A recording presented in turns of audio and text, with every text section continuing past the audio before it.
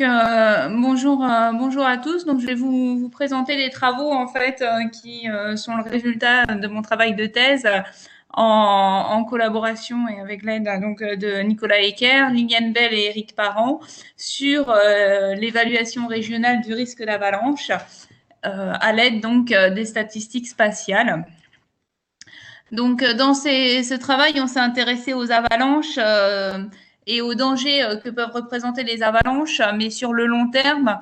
Donc, quand on pense aux avalanches, on pense surtout parfois au déclenchement d'avalanches et aux dangers qu'il pourrait y avoir pour quelqu'un d'aller faire du ski ou d'aller sur des pistes alors que la neige est accumulée. Ici, on s'intéresse plutôt à ce qui va se passer en bas des vallées. Et donc, on va se poser la question, est-ce que les avalanches risquent d'atteindre telle ou telle zone et quelles mesures de précaution doit-on mettre en place? Donc, par exemple, sur la photo, on avait l'avalanche dans les années 70 avec le développement des stations de ski. Donc, une avalanche qui a détruit un chalet UCPA et qui avait fait de nombreux morts. Donc ça, c'était un des drames de l'époque. Et à partir de là, il y a eu plusieurs depuis. Il y a encore eu plusieurs avalanches meurtrières ou alors plus récemment qui ont atteint des infrastructures, détruit des routes. Et donc, on peut se demander quelles mesures de précaution prendre. Donc, ça passe par le zonage, c'est-à-dire définir les lieux sur lesquels on ne doit pas construire, ou alors il faut construire des ouvrages de précaution, de protection comme les paravalanches. Et c'est donc ces décisions qui doivent être prises par les pouvoirs publics, elles sont difficiles à prendre parce que les avalanches, et notamment les avalanches extrêmes, sont très peu connues. Et en plus, elles doivent être prises sur l'ensemble du territoire. Et les connaissances sur les avalanches sont assez hétérogènes.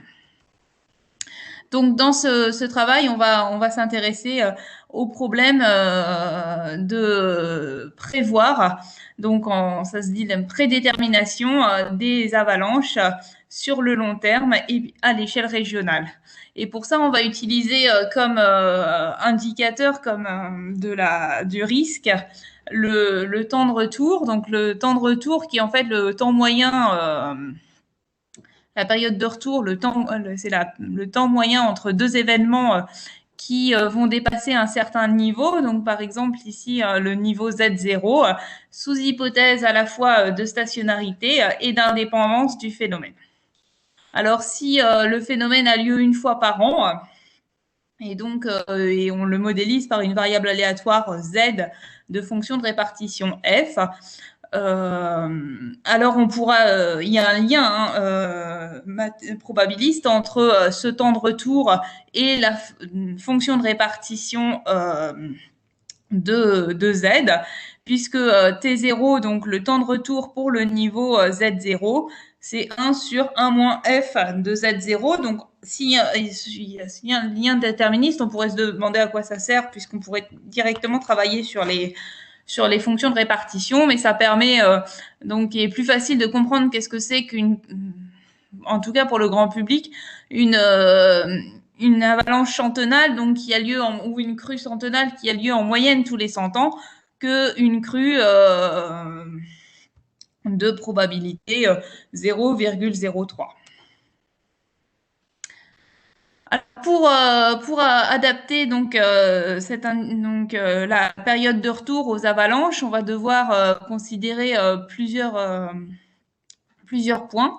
Notamment, les avalanches sont des phénomènes multidimensionnels. On peut mesurer, par exemple, le type de neige, la distance d'arrêt, les profils de pression, le volume de neige déplacé lors de l'avalanche. Et la période de retour, du coup, il faudra la définir, alors soit en multivarié, mais en général, de toute manière, ça a beau être des événements multidimensionnels, on a très peu de données. Et la donnée qu'on a en premier, la plus simple, c'est la distance d'arrêt. Donc, on travaillera sur ces distances d'arrêt. et de manière marginale, donc variée. Donc ça, c'est la façon dont on va traiter ici le problème. Donc on ne verra qu'une partie en fait du phénomène en regardant les distances d'arrêt. Ensuite, les avalanches sont sont des événements discrets. Donc, on peut avoir 0 avalanche sur un couloir une année ou plusieurs sur ce même couloir le même hiver. Et du coup, on n'a pas un événement par année. Et on va devoir aussi prendre en compte la dynamique de la fréquence des avalanches. Et enfin, les avalanches ne sont pas stationnaires. Donc ça, a été montré notamment très bien par Nicolas Ecker, puisqu'il a montré en fait qu'il y avait, en s'intéressant aux, aux évolutions temporelles de l'activité avalancheuse, il a montré que c'était sensible au changement climatique, d'une part, et puis aussi au changement induit par les humains, notamment par exemple s'il y a une déforestation, des déforestations ou la construction de structures de protection dans les zones d'arrêt. Donc tout ça, ça va modifier les distances d'arrêt. Voilà, donc dans ce travail, on a décidé du coup de considérer deux choses et on a fait une hypothèse assez forte. Donc on va travailler indépendamment sur Z qu'on va appeler l'amplitude de l'avalanche et qui sera mesurée avec les altitudes d'arrêt.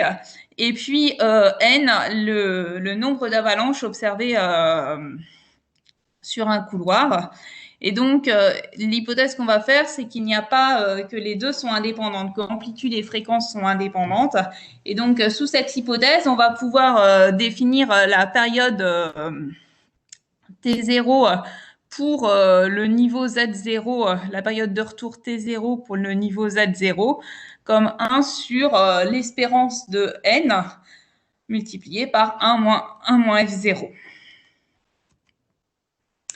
Et puis, donc on va aussi travailler à l'échelle régionale. Donc ça, c'était une des demandes de la thèse, c'est l'un des objectifs.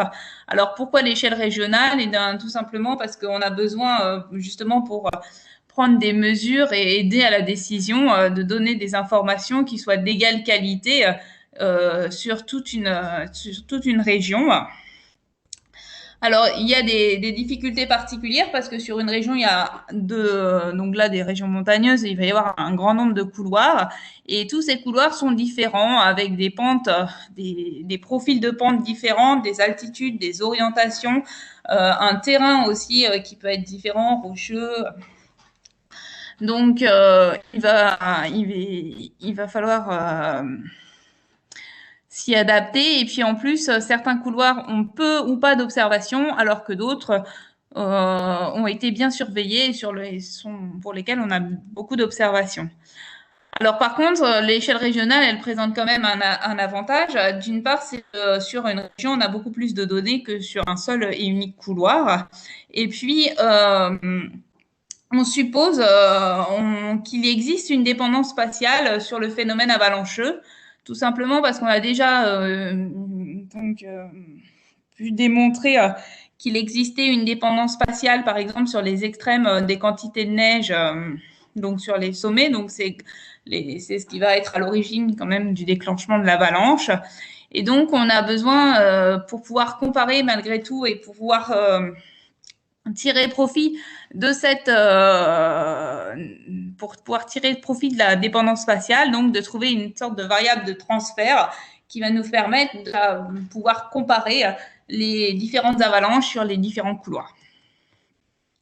On se basera notre étude donc sur la Haute-Savoie. Alors la Haute-Savoie, on l'a choisi parce que c'est le département sur lequel, bon déjà il y a de nombreux couloirs, il y a 389 couloirs, et puis c'est le département sur lequel on va avoir les couloirs les mieux surveillés de France, et notamment surveillés depuis le début en fait de la surveillance des avalanches, donc dans les années 1920. notamment sur la vallée de l'Arve qui se situe ici, avec ici la commune de Chamonix. Par là, à peu près. Donc, dans notre jeu de données, on aura 5331 avalanches enregistrées donc sur la période 1925-2012. Alors, tous les couloirs n'ont pas été surveillés à partir de 1925, hein, mais certains. Et puis, en 2002, on a un seuil d'observation qui a été défini. Donc, à partir de 2002, seules les avalanches dépassant ce seuil sont enregistrées. Alors, les données, elles proviennent de l'EPA, c'est l'enquête permanente sur les avalanches. Et donc, cette structure, elle a pour but de surveiller tous les couloirs, donc déjà de recenser les couloirs et de surveiller tous les couloirs pour observer et pour enregistrer toutes les avalanches qui s'y seraient produites et qui, donc, depuis 2002, ont dépassé le seuil d'observation. On va en plus considérer des données géographiques et topographiques, notamment l'altitude de la vallée au-dessus de laquelle se trouve le couloir, et puis l'exposition du couloir. Et pour ça, on va considérer seulement 2 expositions, sud pour le sud-est et le sud-ouest, et nord pour tout le reste. Alors, on a modélisé, donc comme je l'ai dit, on a travaillé séparément sur les altitudes d'arrêt et puis, ah oui, ce que j'ai pas dit, c'est que ce que surveille l'EPA, donc la donnée qui est enregistrée sur l'EPA, c'est pas la distance d'arrêt, mais c'est l'altitude d'arrêt. Donc, on travaille séparément, d'une part sur les fréquences d'avalanche et d'autre part sur les altitudes d'arrêt. Donc, sur les altitudes d'arrêt, on va les noter. Donc, la ZSTI, donc l'altitude d'arrêt pour une avalanche I sur un couloir S l'année T. Et on le modélise avec une distribution normale tronquée, puisque, en fait, on observe que les avalanches qui ont dépassé le seuil d'observation LS. Donc, on a mu-ST qui est l'espérance de la gaussienne non tronquée, mu-ST-Z. Et puis sigma de S, donc là c'est la variance et on prend un paramètre qui est spécifique à chacun des couloirs, tout simplement parce que en fait la variance de l'altitude d'arrêt dépend beaucoup de la pente en zone d'arrêt et donc est assez spécifique à chacun des couloirs. Donc le processus spatio-temporel, mu-ST, donc qui dépend à la fois du site S et puis de l'année T, on le modélise avec quelque chose, avec un terme spatio-temporel séparable additionnel, où on a un terme temporel BT et un terme spatial, et puis on a rajouté A comme moyenne. Et donc pour des raisons de symétrie, pour que c'est soit identifiable, on met les sommes des termes spatiaux et temporels à 0. Alors le terme temporel, on le modélise avec donc un terme G qui lui est dépendant et qui suit une marche aléatoire du second ordre, ce qui permet, dans le cadre bayésien, a posteriori, d'obtenir une spline de lissage. Donc ici, deux paramètres delta 1z de variance. Et puis, donc on a un terme lisse, c'est G, et un terme, un bruit blanc autour de ce terme lisse de variance delta 0z. Donc pour le terme spatial, donc notre but c'était d'une part de montrer la dépendance spatiale. Donc on a mis pour l'erreur une matrice de variance covariance exponentielle avec isotropique, donc où la dépendance dépend de HSS', qui est la distance entre les centroïdes de deux couloirs, S et S', et puis donc avec un palier tau Z et un paramètre de portée phi Z, et puis on a rajouté une pépite rho Z. Donc ça, c'est pour le terme d'erreur. Et donc pour la partie, donc pour la modélisation de l'espérance, on utilise une régression spatiale, donc une régression sur l'altitude de la vallée, HS, et puis l'orientation. Donc on met en fait très peu de termes de paramètres topographiques sur les couloirs dans ce modèle. Alors pour ce qui est des fréquences d'avalanche, alors ce qu'on va, les données dont on a à disposition, en fait, c'est pas des nombres de couloirs des nombres d'avalanches par couloir, mais c'est par commune. Alors en fait, pourquoi c'est par commune? Parce que finalement, dans le passé, quand donc les ingénieurs ont travaillé sur ces données de l'EPA, il était parfois assez difficile de dire exactement à quel couloir appartenait une observation. Et puis en plus, il y a pu avoir, donc il y a eu aussi un travail de repère. On a repéré des données manquantes, puisqu'ici, on s'intéresse au décompte. Donc, il y a pu avoir des périodes où des couloirs, des zones n'étaient pas bien surveillées, tout simplement, par exemple, parce qu'un ingénieur forestier qui faisait la surveillance partait à la retraite et mettait, par exemple, on mettait 2 ou 3 ans à le remplacer. Donc, il y a eu aussi, on a travaillé précédemment sur ces données pour essayer de repérer les données manquantes. Donc, ce dont on dispose, ce sont les décomptes d'avalanche sur une commune C l'année T. Et on le modélise donc par une distribution négative binomiale d'espérance mu-CT et donc de paramètres de taille R qui nous permet de modéliser indépendamment la variance de l'espérance. Le terme d'espérance, donc mu-CT, il a été, lui, il est modélisé en s'inspirant des modèles d'épidémiologie avec un terme attendu et c'est MCE en fait. Donc MC c'est le nombre de couloirs dans la commune C et E le nombre moyen de couloirs d'avalanche par couloir. Donc la première chose donc ce qui explique MUCTN c'est le nombre de couloirs dans la commune. Et puis ensuite, ce terme avec l'exponentielle qui correspond à un risque relatif et lui qu'on va mettre spatio-temporel, on va le modéliser comme pour l'amplitude avec quelque chose de séparable, additionnel, un terme temporel donc modélisé par une spline de lissage plus un bruit blanc autour et un terme spatial qui aussi par symétrie avec le modèle sur l'amplitude, on modélise avec une covariance exponentielle et une pépite. Donc voilà pour ce qui est des modèles en fait.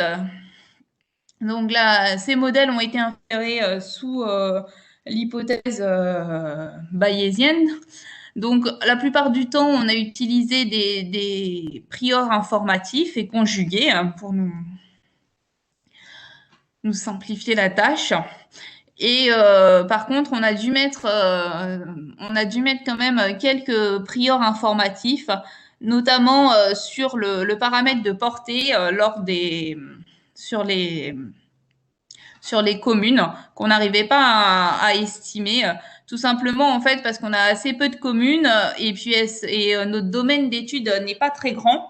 Donc, vu la portée en fait qu'on avait par exemple estimée sur toutes les Alpes, on ne pouvait pas sur juste la Haute-Savoie estimer cette portée qui était assez grande par rapport à notre zone d'étude. Donc, on a utilisé comme prior informatif en fait ce qu'on a obtenu en postérieur sur le même travail mais sur toutes les Alpes. Donc, un paramètre, une portée effective. Donc, on a mis pour la portée effective quelque chose de gaussien, d'espérance à peu près 30 km et d'écart type 3,75 km. Donc, vous voyez que c'est assez c'est assez précis.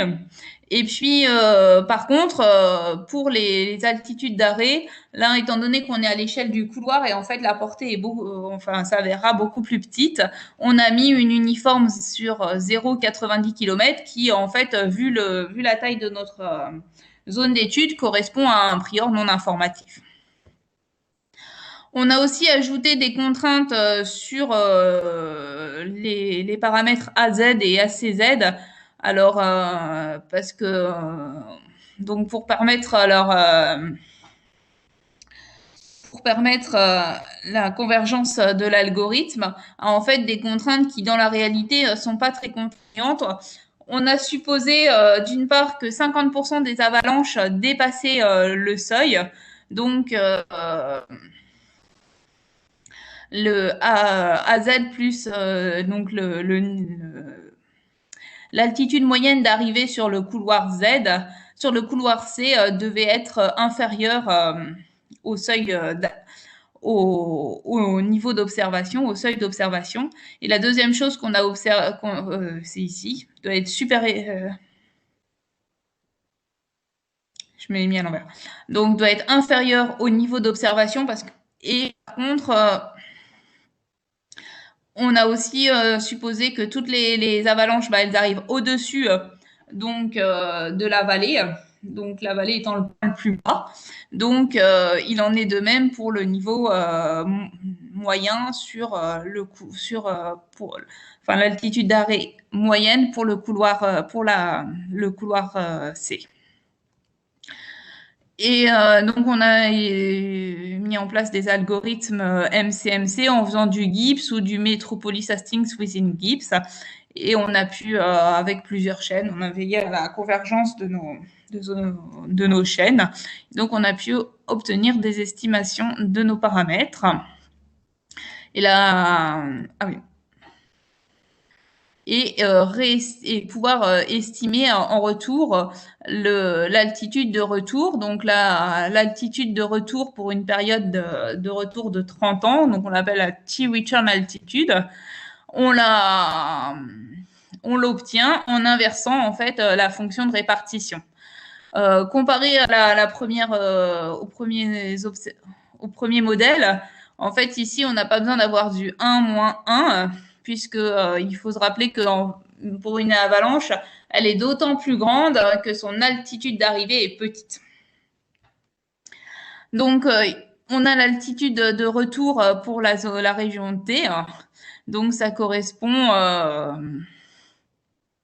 au quantile d'ordre 1 sur E de n fois t, et avec f, donc la fonction de répartition de mu, de z. Selon ce qu'on prend pour mu sigma L et puis n, on peut considérer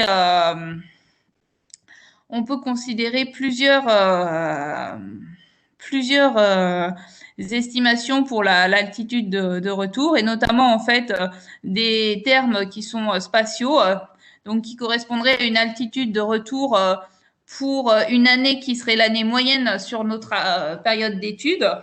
On peut aussi considérer, regarder quelle est l'évolution des altitudes de retour, et donc et ça, ce serait sur un couloir moyen. Ou alors, on peut aussi définir un couloir et une année et se dire si le phénomène était stationnaire sur ce couloir avec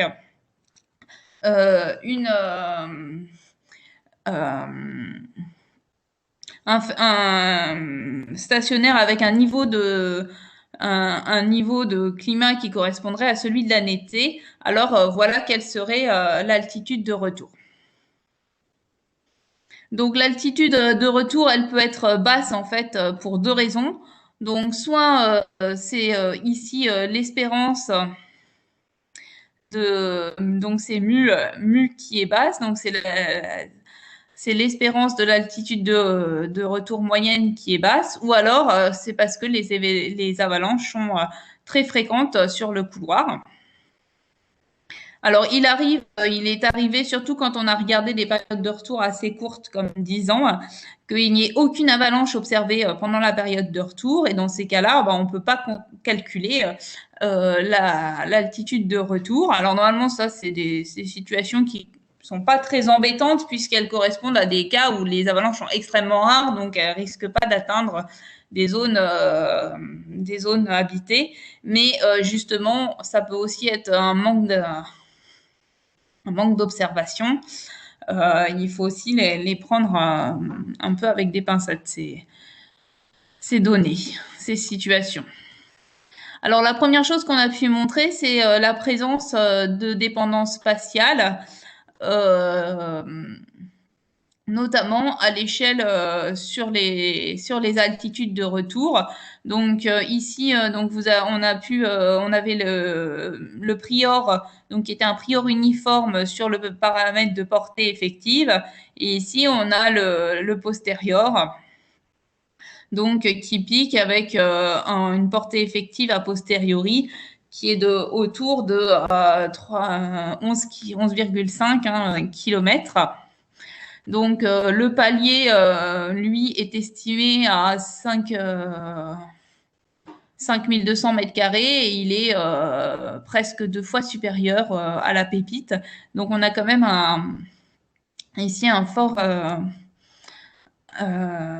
une forte dépendance spatiale. On a pu la mettre en œuvre.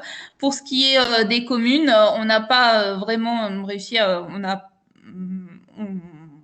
On réussit à montrer, on n'a pas réussi à montrer vraiment la dépendance spatiale sur les communes, tout simplement parce qu'en fait, on n'en avait pas suffisamment dans notre jeu de données et on avait une région qui était un peu petite. Donc, on retrouve ce qu'on avait mis a priori.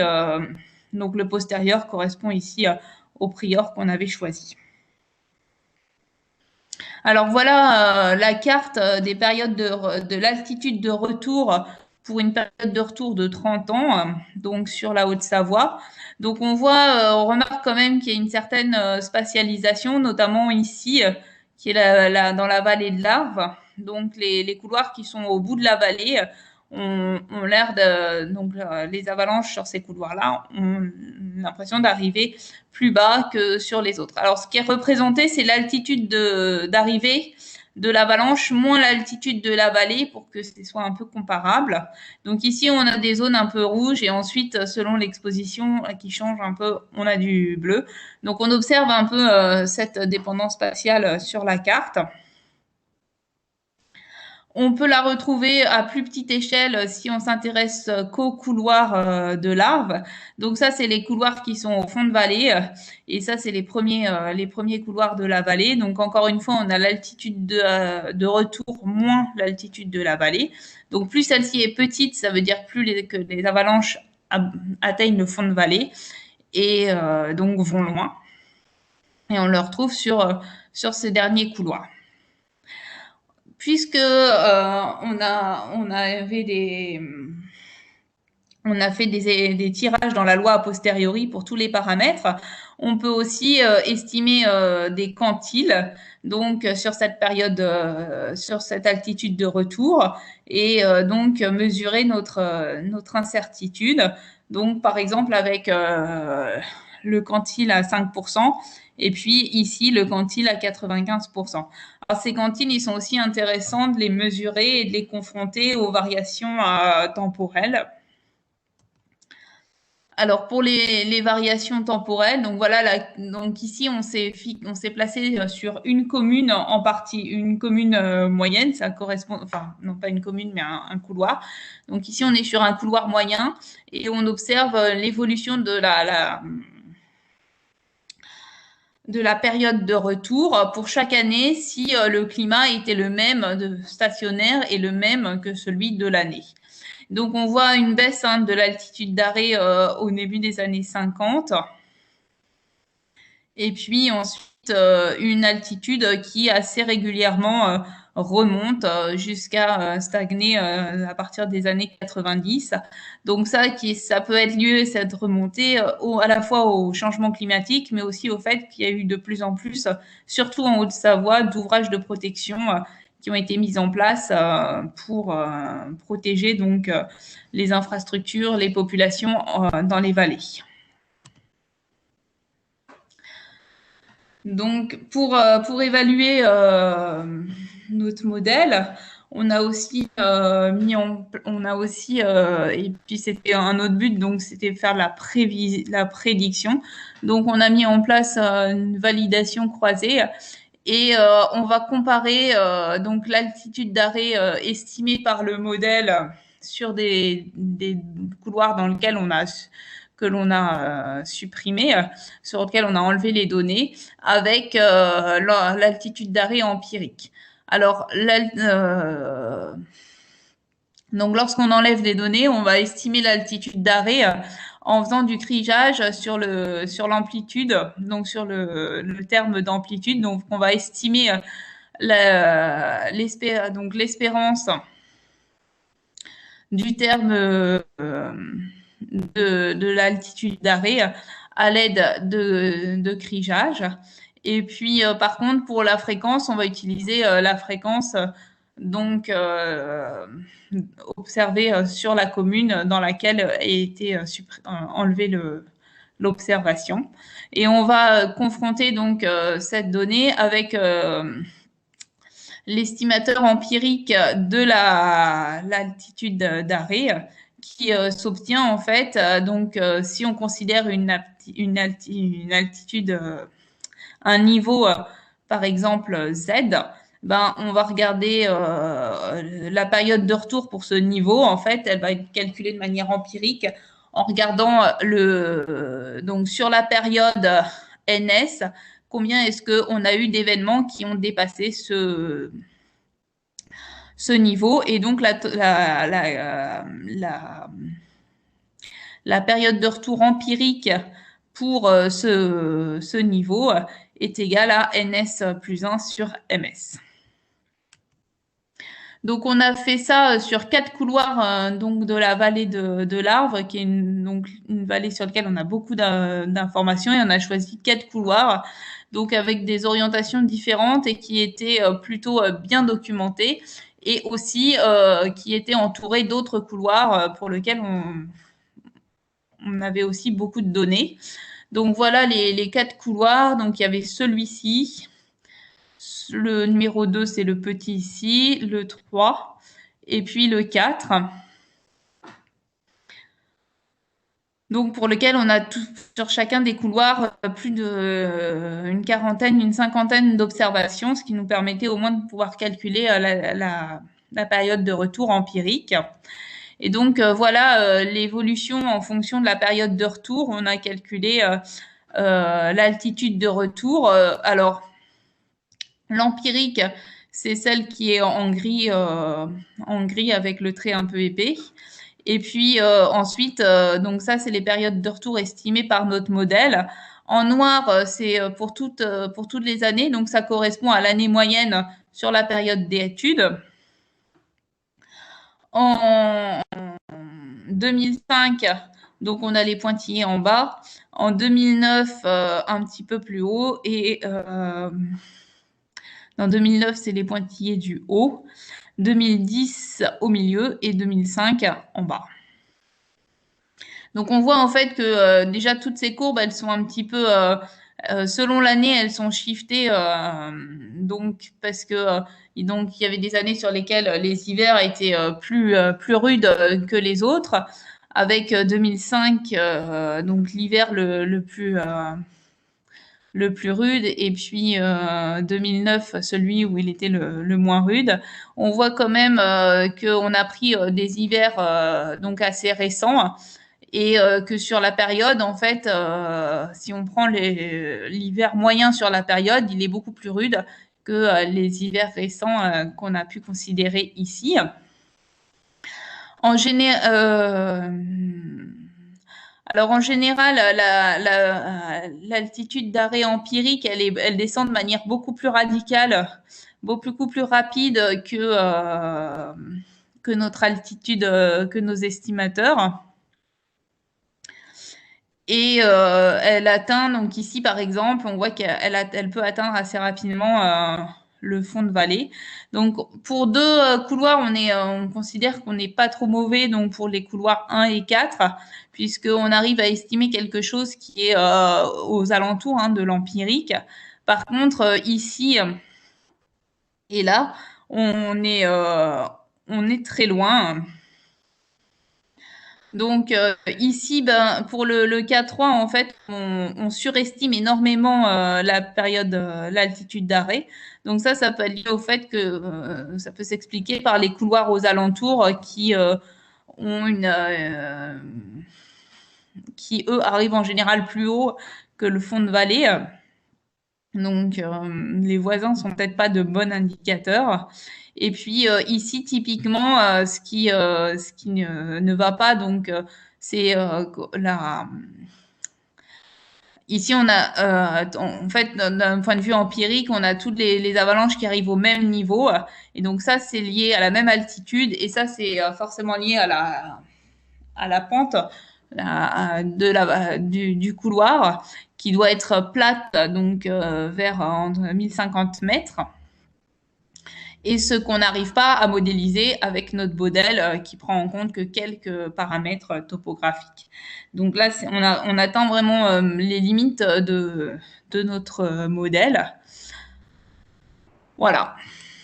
Donc, en conclusion, on a réussi à mettre en place une approche assez originale du risque d'avalanche, donc basée sur des statistiques originales parce que c'est pas ce qui se fait normalement dans la communauté des avalanches. En transférant donc de l'information des sites voisins donc en apportant pour les lieux peu documentés, les sites peu documentés, l'information des sites voisins. Le paradigme bayésien nous permet en plus d'évaluer l'incertitude et notamment à travers les quantiles. Mais notre approche, elle est peut-être un petit peu trop brute. Puisqu'on n'utilise que très peu de paramètres topographiques sur les couloirs. Un des gros points critiques aussi, c'est l'utilisation de l'altitude d'arrêt comme donnée, alors dès que le couloir a une pente plate, et c'est souvent un peu le cas, donc dès que le couloir a une pente plate dans la zone d'arrêt, ben on peut pas distinguer les différentes avalanches, une qui irait 10 mètres plus loin que l'autre. Et puis, on pourrait aussi discuter le choix de la distribution gaussienne. Pourquoi est-ce qu'on a pris gaussienne? Est-ce que c'était parce que tronqué? Est-ce que c'était parce que c'était le plus simple? Alors, en pratique, quand on regarde les données, on essaye d'analyser un petit peu les histogrammes. En fait, on a tellement d'incertitudes sur les données. La précision, elle n'est pas meilleure, elle est au mieux de 50 mètres sur l'altitude d'arrêt. Donc, finalement, un autre modèle n'aurait pas été mieux ou moins bien vu l'incertitude qu'on a sur le phénomène. Donc ce papier, il n'arrive pas vraiment en fait. Il a des difficultés. On a des difficultés à convaincre la communauté avalancheuse malgré tout, puisque en fait ils l'ont trouvé. Il est un peu trop technique parce qu'on a dû mettre en place les MCMC et puis il est aussi très loin de ce que font en général les gens qui travaillent sur le risque d'avalanche, où ils développent des modèles physiques des modèles physiques et dynamiques sur la dynamique de l'avalanche en prenant en compte tout le couloir, tout le profil de pente du couloir. Et bien sûr, ici, on a juste fait une régression sur 3 variables. Et donc ça n'a pas suffi à convaincre. Voilà, je vous remercie pour votre attention. Merci Aurore. On a quelques minutes là pour poser des questions. On est un petit peu en retard là sur le programme. Est-ce que vous avez des questions? Alors je regarde le chat, je vois pas de questions dans le chat.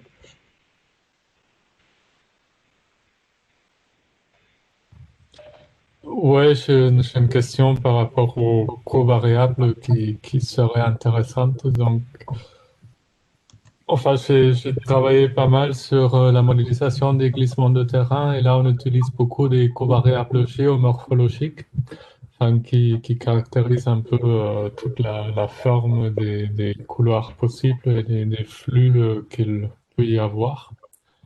Est-ce que ça, c'est aussi une pratique courante pour modéliser les avalanches?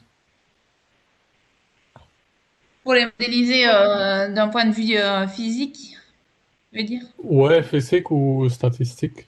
Enfin, Bah, statistique, à mon idée, je sais pas, il faut demander à Nicolas, il en saura mieux. Mais je j'ai pas l'impression qu'il y ait eu beaucoup de. C'est peut-être justement ce qu'il faudrait faire. Là, on a utilisé deux pauvres variables qui sont sûrement insuffisantes et il faudrait trouver des variables pertinentes qui soient pas forcément trop difficiles à calculer. Et c'est peut-être ce qu'il faudrait faire, mais à mon avis, ça n'a pas encore été fait sur les avalanches. Mais Nicolas peut répondre. d'accord, merci.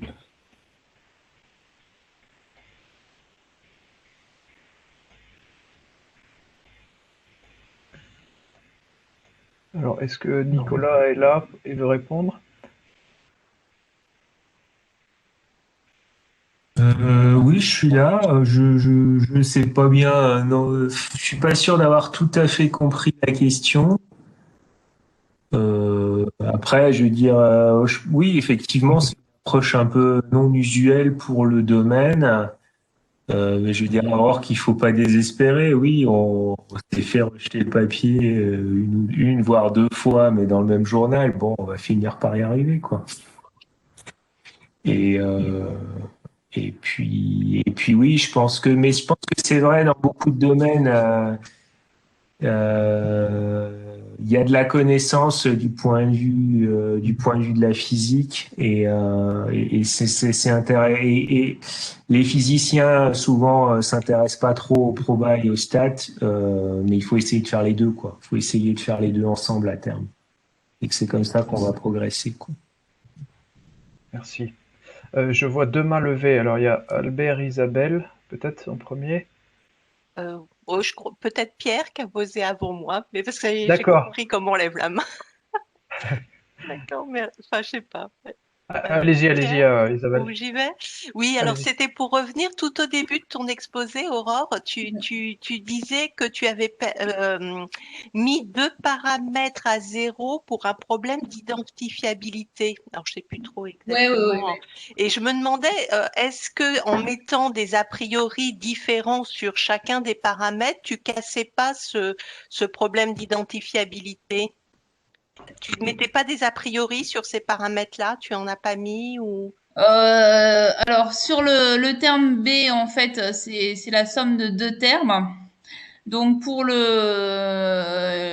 a priori, en fait, c'est un modèle hiérarchique. Donc du coup, les a priori, ils sont pas directement sur ces paramètres, hein. Ça, c'est des variables latentes. Ouais. Et où est-ce que c'est? Où est-ce que j'ai écrit? C'est là. Donc là, on a mis on met une marche aléatoire à l'ordre 2. Et du coup, si on met pas de contrainte sur cette, enfin, on l'a pas mis sur la marche, mais on l'a mis sur l'erreur, ça part. D'accord, il n'y a pas possibilité de fixer des a Ouais. priori sur ces Mais là, paramètres-là, quoi. c'était vraiment, Ouais. c'est comme, Mm. c'était un peu l'idée de ce qu'on peut faire en ANOVA quand on met des contraintes parce que c'est pas identifiable. De toute façon, ça me.